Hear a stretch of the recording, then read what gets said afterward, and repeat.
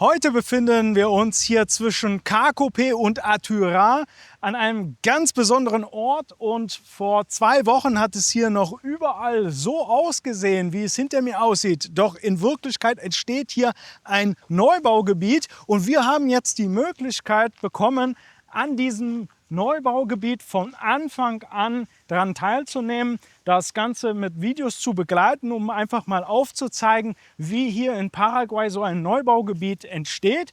Und ihr habt ja gesehen, ich bin vom Asphalt jetzt quasi in die Zuwegung von dem Neubaugebiet reingelaufen. Diese Schneise wurde jetzt vor ein paar Tagen erst mit dem Traktor hier eingearbeitet, und auf diesem Weg, der hier entstehen wird, wird dann Kopfsteinpflaster draufgepackt, damit man hier dieses Neubaugebiet dann auch von jeder Jahreszeit, nach jedem Regen auch befahren kann. Ist ja in Paraguay immer sehr wichtig, dass man oft sehr schöne Grundstücke kriegt, die teilweise auch sehr günstig kriegt, aber dann kilometerweit Erdweg hat, der beim Regen nicht zu befahren ist. Da hat Sarah und ich können dann ein Lied von singen, wo wir ganz am Anfang hier in Paraguay im Dorf in Chaco gewohnt haben und bei Regen da wirklich mehr oder weniger eingeschlossen waren, weil die Wege dort einfach nicht passierbar waren. Und hier befinden wir uns dann schon im ersten Teilabschnitt.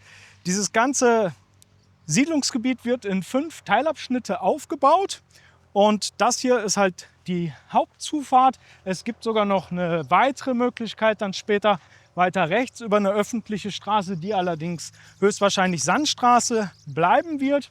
Aber hier, wie gesagt, der Kopfsteinpflasterbelag, der ich kann es nicht oft genug sagen, die Zuwegung garantiert. Und hier rechts kommen dann so Stichstraßen, in diesem Bereich zumindest. Im oberen Bereich, werden wir gleich sehen, ist die Straßenführung noch etwas geschickter gemacht. Aber wir stehen jetzt hier quasi an der ersten Kreuzung, wo es dann rechts und links oder je nachdem, wie man steht, andersrum zu den jeweiligen Grundstücken geht. Also wir reden hier im gesamten Siedlungsgebiet ungefähr von 30 Grundstücken. Und wo wir schon von Grundstücken und Siedlungsgebiet reden, ist das Allerwichtigste im Endeffekt, was man eigentlich noch vor der Asphaltstraße und anderweitigen Zuwegungen beachten muss, der Titel. Denn mit dem Titel, das ist sowas wie eine Besitzurkunde in Deutschland, steht und fällt im Endeffekt jedes Siedlungsprojekt hier in Paraguay. Denn wenn mit dem Titel irgendwas nicht in Ordnung ist, dann ist der Ärger von vornherein vorprogrammiert. Hier ist es glücklicherweise so, dass die Projektentwickler die Titel schon haben und dementsprechend von der Seite keine Probleme entstehen werden. Das ist, wie gesagt, auch nochmal ganz wichtig. An der Stelle hier, das ist sozusagen die zweite Kreuzung. Im Endeffekt jetzt aktuell noch keine Kreuzung, weil der Weg hier links rein fehlt noch. Also ihr seht, es ist wirklich sehr frisch, aber der Weg ist schon da, und der Weg geradeaus in die oberen Abschnitte ist auch schon da. Was man hier auch noch beachten sollte, ist, dass es hier schön bergauf geht, und mit jedem Schritt komme ich mehr außer Atem und man kommt weiter vom Asphalt weg. Und hat dadurch natürlich auch, je höher man kommt, mehr Ruhe vor dem Asphalt, obwohl die Straße halt wirklich nicht stark befahren ist. Also für Paraguay ist das wirklich eine harmlose Straße. Aber was auch schön ist, je höher man kommt, umso schöner wird die Aussicht. Aber das schauen wir uns gleich noch von oben an. Oben am Berg angekommen, ich habe sogar noch ein bisschen Sauerstoff. Ich glaube, meine Kondition wird immer besser.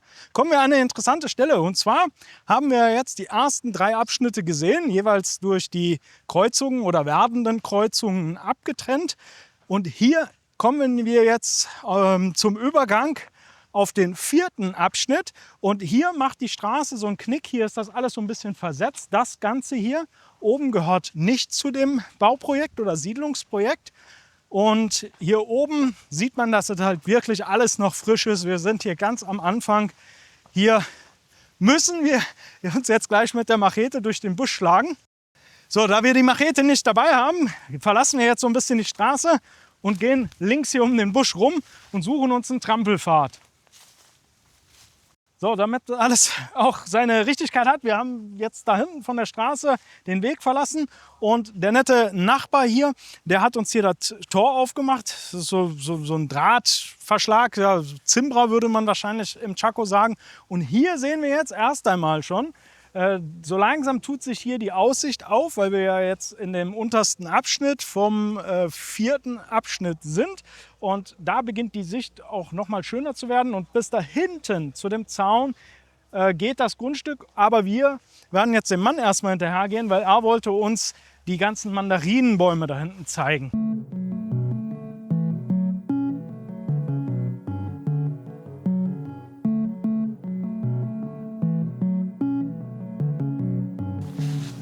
Hier sehen wir jetzt die Mandarinenbäume und genau für diese ganzen Mandarinen und Zitrusfrüchte ist diese Gegend hier rund um Cacope auch bekannt.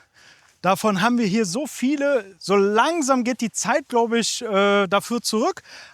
Ich glaube, die Hochzeit haben wir überschritten, aber teilweise hatten wir hier die Bäume mehr orange als grüne Blätter. Und hier sehen wir jetzt auch schon das Wichtigste eigentlich. Hier bei diesem Siedlungsprojekt steht das Asado-Fleisch schon direkt vor der Tür auf der Weide im Vorgarten sozusagen. Aber gehen wir mal dem Mann noch ein bisschen hinterher. Der wollte uns die richtig vollen Bäume noch zeigen.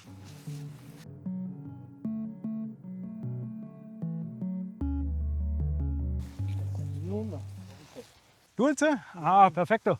So, er sagt gerade, die sind süß. Ich werde jetzt gleich mal eine hier probieren, weil saure Mandarinen wären ja eher was für Sarah und süße Mandarinen sind genau die richtigen für mich. Ich esse alle. Die lassen sich schon mal sehr gut pellen. Das ist immer so eine Nervensache für mich, wenn, ich weiß nicht, ihr kennt das vielleicht, gerade in Deutschland, da ist ja gerade zu Weihnachten Mandarinenzeit und wenn man die dann pellt und das ganze weiße Zeug, das nervt einfach. Aber die werden in Deutschland ja auch nicht erntefrisch gepflückt. So, jetzt will Sarah doch ihren Anteil haben. Muy rico, muy dulce. Perfecto. El camino. Ese camino que sale hacia tu casa, allá en la calle.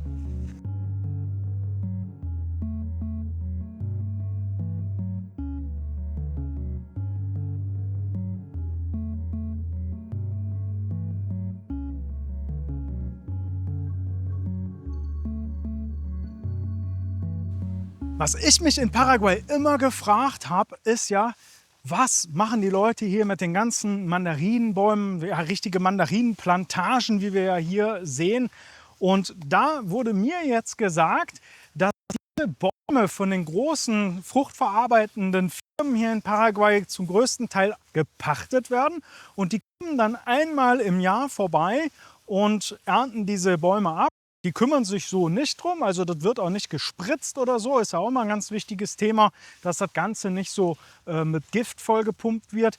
Die werden nicht gewässert, sondern die gucken am Ende, was kommt dabei rum und ernten die Dinge ab. Hier allerdings sind diese Fruchtbäume nicht mehr verpachtet und bei solchen Neubaugebieten muss nämlich immer ein gewisser Teil an Fläche an die Municipalidad abgetreten werden und das muss so eine Gemeinschaftsfläche parkähnlich sein. Und bei diesem Projekt bietet es sich natürlich an, diese Mandarinenplantage als diese Gemeinfläche auszuweisen und dann der Allgemeinheit oder den zukünftigen Bewohnern dieser Siedlung hier als Freizeitfläche und natürlich zum Ernten zur Verfügung zu stellen. Und da wir nicht weit weg wohnen, werde ich hier immer mal wieder Mandarinen klauen kommen. Das verspreche ich euch jetzt schon. Was ich bei vielen Grundstücken immer interessant fand, sind diese schnurgeraden, kanalartigen Gräben. Und da wurde mir jetzt auch letztens erzählt, diese Gräben wurden dafür genutzt, dass die Ochsenkarren hier immer rauf und runter gefahren sind, um halt hier zum Beispiel die Mandarinen abzutransportieren. Und das Ganze fand dann hier in solchen Gräben statt. Die werden natürlich jetzt nicht mehr gebraucht, ja, sind sozusagen Lost Places und wachsen dann hier völlig zu. Und an der Stelle dann vielleicht auch noch mal eine Entwarnung oder eine Entwarnung nicht wirklich, aber Viele Leute haben ja auch immer Angst vor Schlangen, Spinnen und anderem Getier. Natürlich kann jetzt hier sicherlich immer mal eine Schlange drin sein, aber ich glaube, nach 5,5 Jahren Chaco-Wildnis sagen zu können, die paar Schlangen, die ich gesehen habe, sind nicht zu unterschätzen, aber man sollte es auch nicht überbewerten. Und auch Sarah mit ihrer Spinnenphobie ist bis jetzt hier ganz gut durchgekommen. Hallo? Und hat im Endeffekt ihre Spinnenphobie so gut wie abgelegt. Kommt drauf an. Also ich habe angelegt gesagt zu diesen Ochsengräben. Die sind nicht angelegt worden. Viel interessanter und viel beeindruckender ist, die sind dadurch entstanden, dass die Ochsen immer rauf und runter gelaufen sind. Also da kann man schon sehen, wie viele Ochsen hier und wie lange die Ochsen hier gelaufen sind.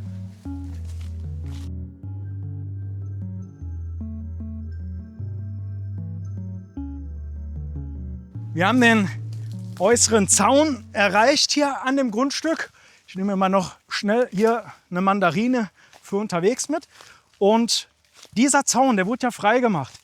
Und es haben 3 Leute, ich glaube mehrere Tage gebraucht, nur hier diesen Zaun freizuschneiden. Also auch das ist nochmal so ein Thema. Viele wollen sich ja immer hektarweise Grundstück kaufen. Und hier hat man ja das Glück oder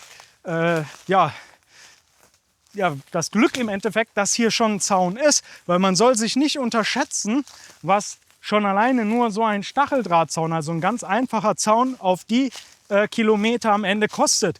Geschweige denn das Sauberhalten, weil wie gesagt, wenn man hier tagelang Leute beschäftigen muss, nur um die Ränder erstmal frei zu machen, wenn man dann hinter mir guckt, ja, und das ist auch noch einfaches Gelände. Da ist ja auch hauptsächlich Gräser, Palmen. Das ist auch noch relativ einfach frei zu machen. Es ist nicht zu unterschätzen, wie viel Arbeit da drin steckt, solche Grundstücke dann wirklich zu urbanisieren. Hinter mir sehen wir das Nachbargrundstück und hier steht Kamerungras, wurde mir gesagt, soll das sein. Ich bin da nicht so der Grasexperte. Und das ist noch relativ junges Kamerungras. Später wird das dann rötlich und das wird benutzt, um halt die Rindviecher zu füttern.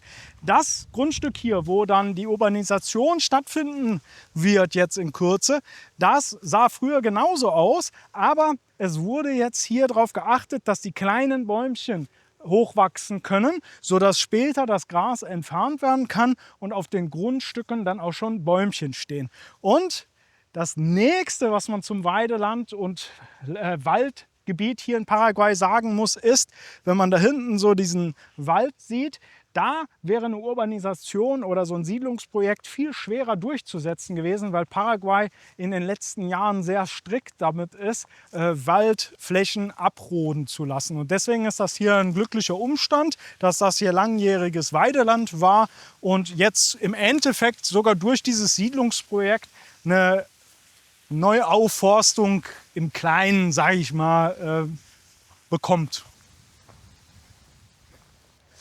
Mal ein kleiner Zwischenstand. Also wir haben hier unten angefangen an der Straße und haben uns jetzt bis in die Mitte der Urbanisation hochgearbeitet. Und hier kann man ein bisschen erahnen, wie schön das alles werden kann. Aber ich war ja gerade bei den Bäumen und bei der Wiederaufforstung. Das normale Grundstück in Paraguay, das hat ja 360 Quadratmeter oder oft auch als Lote bezeichnet. Hier werden die Grundstücke so, ja, also nicht unter 1000 Quadratmeter haben, werden verschiedene Größen entstehen. Und da liegt es ja dann in der Hand jedes einzelnen Grundstücksbesitzers, dann mit den ihm zur Verfügung gestellten Baumaterial umzugehen, wie er möchte. Sarah und ich zum Beispiel, wir haben ja mittlerweile ein sehr bewaldetes Grundstück und wir lieben diesen Schatten, weil du kannst mit dem teuersten Sonnenschirm nicht den Schatten kaufen, den dir ein Baum zur Verfügung stellt. Schon alleine wegen diesem ganzen Mikroklima und so. Und dementsprechend lassen wir das stehen, aber das muss dann jeder selber entscheiden. Und die ganzen kleinen Bäumchen, die rauskommen, die lassen wir auch stehen. Richtig, wir wollen mehr Wald. Und gleich ein paar Meter weiter haben wir das perfekte Beispiel für den natürlichen Sonnenschirm. Ein riesiger, wunderschöner Mangobaum, der aktuell auch in voller Blütenpracht steht. Dieser steht allerdings später auf einem Privatgrundstück. Und derjenige, der dieses Grundstück dann später kauft, der hat auf jeden Fall für das ganze Jahr seinen Mangobestand aufgefrischt. Wir finden die hier sehr lecker, die Mangos. Und ja, wie gesagt, der Baum ist ein super Schattenspender. Unter Mangobäumen wächst in der Regel auch kein Unkraut. Bietet sich halt immer an, sich da eine kleine Bank hinzustellen und dort dann halt den Schatten zu genießen. Der nächste wunderschöne und wirklich riesige Baum, der tut sich jetzt dort vorne vor uns auf. Und solche großen Bäume, wir gehen glaube ich hier, wir kürzen ein bisschen ab, wir schummeln, wir gehen heute mal nicht bis oben hin. In den Folgevideos werden wir sicherlich noch die Gelegenheit haben, weiter hochzugehen. Auf jeden Fall dieser schöne Baum, der stellt natürlich die Planer vor großen Herausforderungen, denn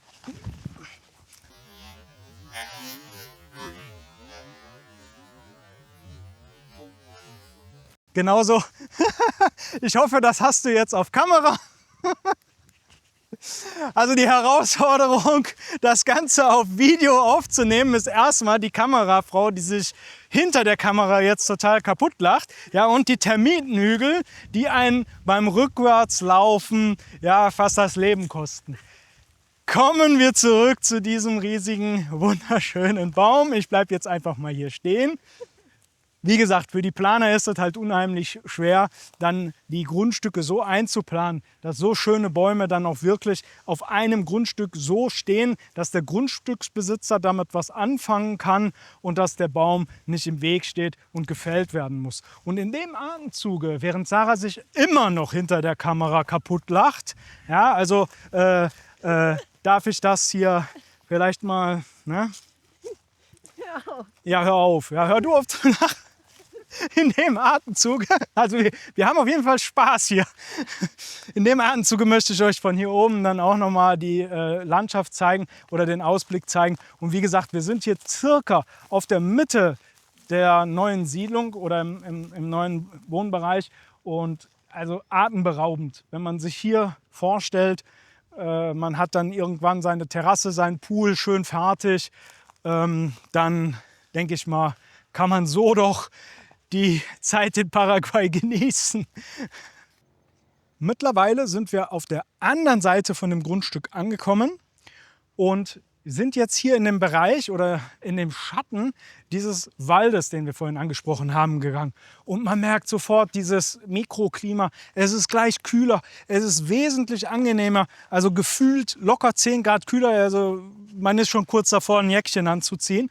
Also es ist einfach nicht zu unterschätzen, was Schatten oder besser gesagt so ein kleines Wäldchen ausmachen kann. Aber Wasser und Lagunen sind natürlich auch nicht zu unterschätzen. Gerade wir, die ja aus dem trockenen Chaco kommen, wir wissen Wasser und Schatten und Bäume sehr zu schätzen. Und hier ist noch so eine kleine Lagune vorhanden. Ob die jetzt natürlich ist oder ob die irgendwer mal für seine Rinder als Wasserloch gegraben hat, das sei mal dahingestellt. Das Schöne ist aber, dass diese Lagune hier erhalten bleiben soll und ebenfalls als eine dieser öffentlichen Flächen ausgeschrieben wird. Das heißt, man hat dann hier, ich denke mal, das wird sicherlich noch mal ein bisschen renaturiert sozusagen oder besser gesagt ein bisschen schöner gemacht.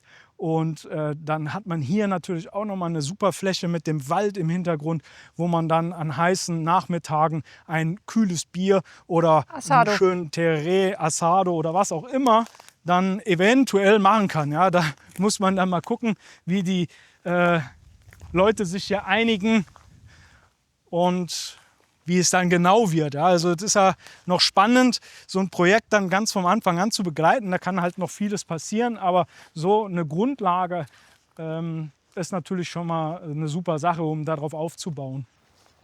Da oben, der Zaun ist noch nicht die Grenze, sondern eher, besser gesagt, da oben, wo der Wald jetzt wieder anfängt. Das heißt, diese 2 Mangobäume wird irgendein glücklicher Käufer auch noch auf seinem Grundstück wiederfinden.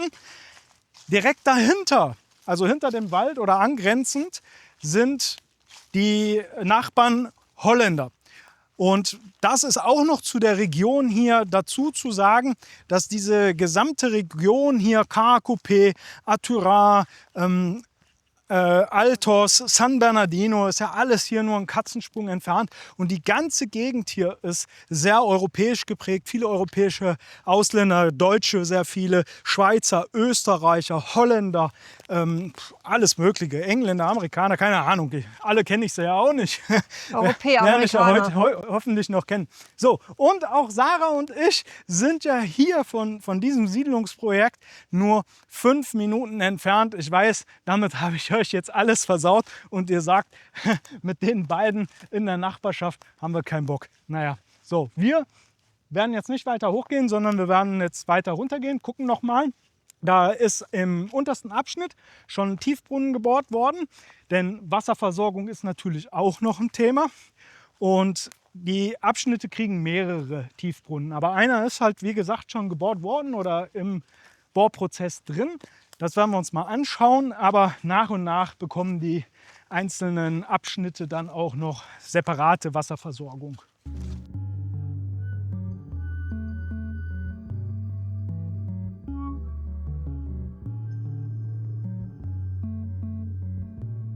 Das Ganze auf der Seite und auch auf der anderen Seite, das sind jetzt hier alles nur provisorische Wege, um überhaupt das ganze Grundstück noch zugänglich zu machen.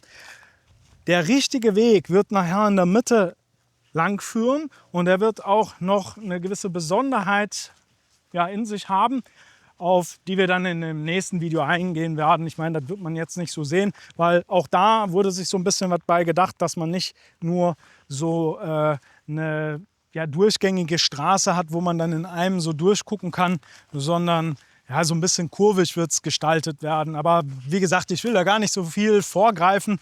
Interessanter ist das natürlich, wenn man das nachher sehen kann. Ich meine, hier, wir können es auch nachher nochmal einblenden, da sieht man es, dass die Straße dann so ein bisschen kurvig ist, dass man da nicht so in einem durchguckt und da alles so offensichtlich hat, sondern auch ein bisschen anderen Eindruck hat. Sarah lacht schon. An der Stelle hier ist etwas bewaldeter. Das heißt also, diejenigen, die ein bisschen mehr Wald haben wollen, und ja gut, unser Grundstück hat noch ein bisschen mehr fast, aber ungefähr so sieht ja auch unser Grundstück aus. Es gibt also auch später Grundstücke, die dann einen Waldanteil haben. Wir werden jetzt mal nicht am Zaun weiter lang gehen, sondern hier mal eben noch mal bei unserem Asado-Nachschub vorbeischauen, was der gerade hier so macht. Und mal gucken, ob der mich jetzt aufs Horn nimmt. Das wäre natürlich auch gut fürs Video. Ne? Na du? Naja, will nicht. Riskieren wir mal lieber nicht. Ja, lassen wir die Kuh mal in Ruhe, weil sie soll ja stressfrei richtig gutes Asado-Fleisch generieren.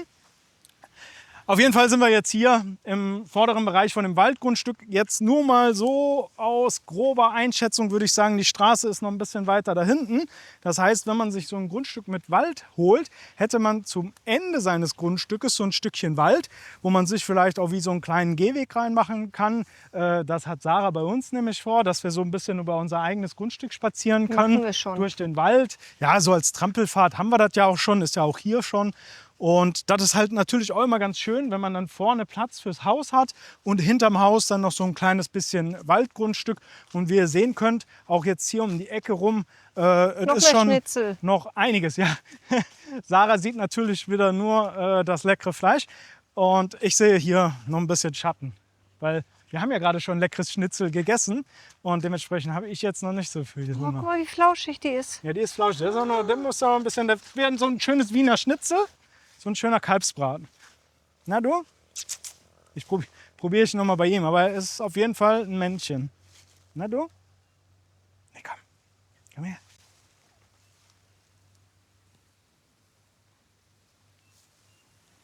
Mag mich nicht. Auf der Suche nach dem Tiefbrunnen, der ja jetzt schon gebohrt worden sein soll, haben wir uns jetzt hier auf die öffentliche Straße, die ganz rechts von dem Neubaugebiet hier lang führt, mal begeben. Und hier sieht man, diese Straße sieht sehr gut aus, was man immer ganz gut daran erkennen kann, dass keine tiefen Furchen eingefahren sind. Denn wir hatten ja schon in der letzten Zeit relativ starke Regenfälle und normalerweise so schnell werden die Straßen hier nicht gemacht und dementsprechend Sehr sandig. ja, ist sehr sandig. Also selbst die Straße, obwohl man sie später ja nicht brauchen wird, weil man ja den Kopfsteinpflaster hat, ist eine gute Alternative und hat ebenfalls dann später auch Anbindung ans Siedlungsgebiet. Und ganz unspektakulär, so sieht jetzt aktuell der Tiefbrunnen aus.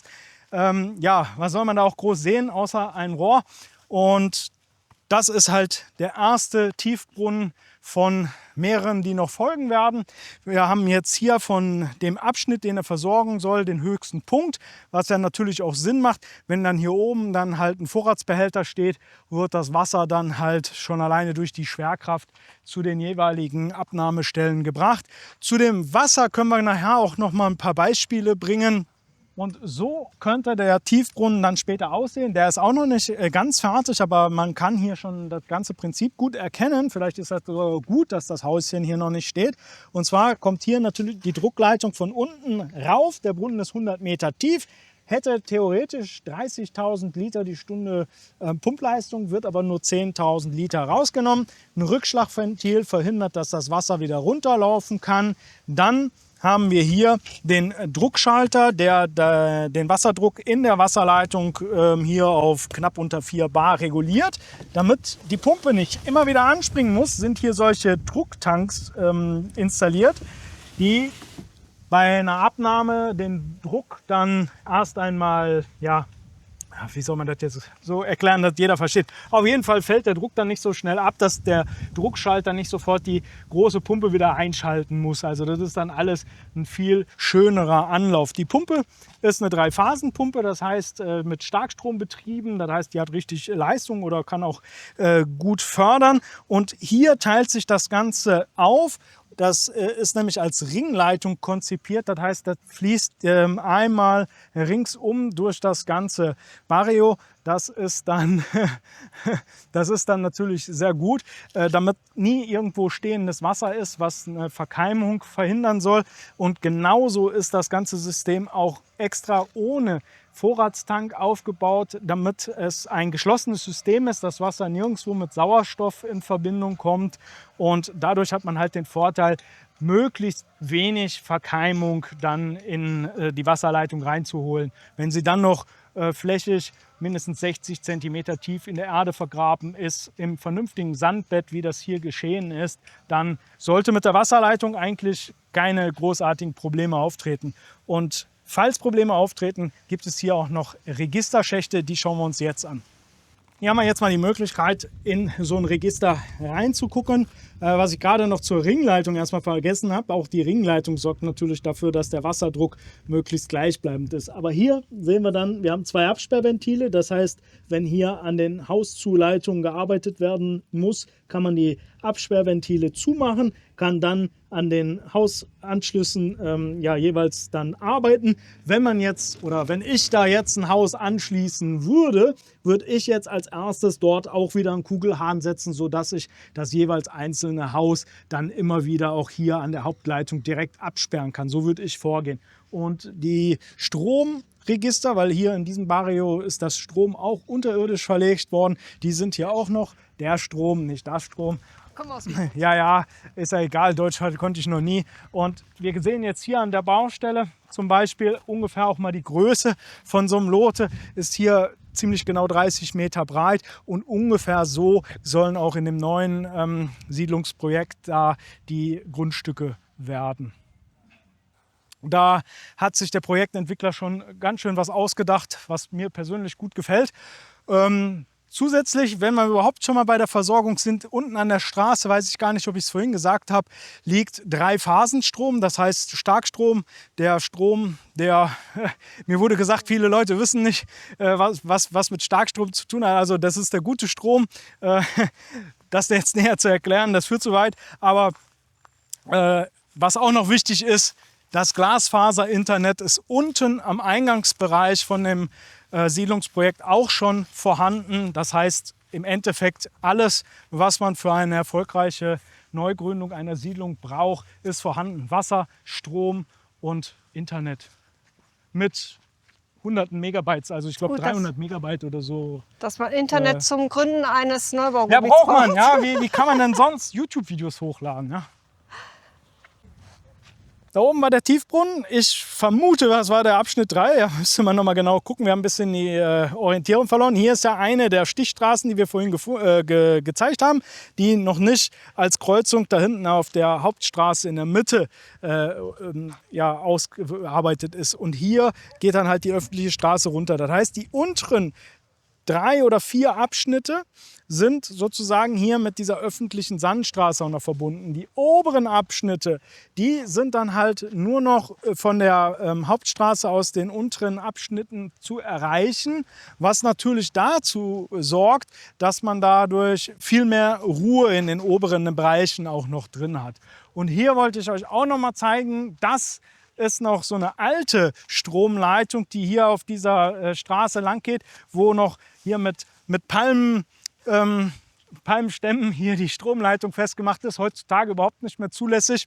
Heutzutage müssen von der Ande freigegebene Betonpfosten mit Mindeststärke und so gesetzt werden, was dann natürlich auch hier in dem Neubaugebiet passieren wird. Und auch das Internet hängt hier, wie man sieht, dann in die Büsche rein und man kann Mandarinen an der Stromleitung pflücken. Also das alles wird dann hier in Zukunft dann ganz anders ausgeführt, viel moderner und auf den neuesten Stand der Richtlinien. Jetzt kommt der Blick. Und ich sehe ja schon ein bisschen mehr als Sarah, in den Registerschacht für die Elektroinstallation und für die Glasfaserinstallation. Hier sind erstmal nur Leerrohre reingelegt, weil das Ganze noch ja, später dann endgültig verlegt werden muss. Und Sarah hat trotz Reinfilmen nicht gesehen, dass da unten so eine riesen Spinne sitzt. Gib mir mal die Kamera. Und da unten, ich glaube, das... Und schon ist Sarah weg. Ja, ich glaube, die schwarze Adler auf schwarzem Grund, aber man konnte sie nicht sehen, aber egal. An dieser Stelle hier am Elektroschacht kann man auch ganz gut sehen, wie die Grundstücke hier eingeteilt sind oder besser gesagt, wie von der Grundstücksgrenze bis zur Straße noch, ja, ich würde fast sagen 1,5, 2 Meter Platz sind für eben die Infrastruktur wie Strom und Wasser. Und hier auch noch kleiner Profi-Tipp, neben den kleinen Flöcken von dem Vermesser immer noch einen größeren Flock reinhauen, damit man den Vermessungsflock auch wiederfindet. Und dann, das sieht man jetzt hier nicht mehr, sollte man in der Regel noch ein paar Flöcke aufs Grundstück reinhauen, denn die Nachbarn, die ihre Kühe dann noch, solange wie hier nichts draufsteht, auf die Grundstücke bringen, damit die Kühe grasen können, wie wir ja vorhin gesehen haben, die nutzen diese Flöcke ganz gerne, um die Kühe anzubinden und dann sind die Flöcke dann mit dem Asado-Fleisch verschwunden.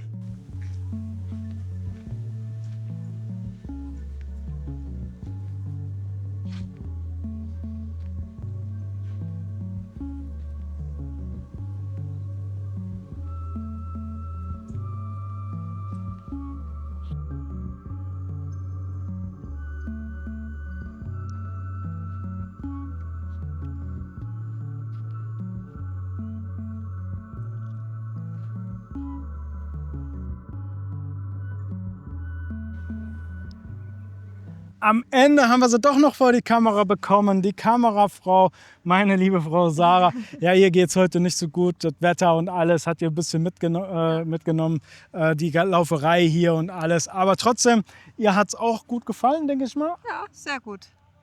Man muss ja auch mal ein bisschen was sagen, nicht Nee. immer ich. Ja. Ich bin gerade nicht so zum Reden. Auf jeden Fall. Wer jetzt noch Fragen zu dem ganzen Projekt hat, kann uns gerne per E-Mail kontaktieren und sobald die Fragen beantwortet werden können, werden wir das dann auch tun, denn alles ist ja noch nicht raus. Der Vermesser muss jetzt hier noch durch. Die Grundstücke müssen festgelegt werden. Und erst dann kann man auch über Preise, was ja meist das Interessanteste ist, sprechen. Aber wer da wirklich up-to-date sein möchte und Interesse hat und sofort die Infos bekommen möchte, schreibt uns einfach per E-Mail an. Wir leiten euch dann alle neuen Infos weiter. Ansonsten natürlich den Kanal abonnieren, denn wir werden das Projekt jetzt sicherlich über die nächsten Jahre begleiten, denn so ein Projekt wächst ja auch über Jahre und für uns ist das super interessant, da jetzt wirklich von Anfang an dabei sein zu können. Und nächstes Mal sagt Sarah auch ein bisschen mehr dazu. Ganz bestimmt. Ciao. Ciao. Bleib ruhig da, ich komme dann sonst zur Kamera näher. Mach das. Aber nicht aus Atem kommen. Hast du?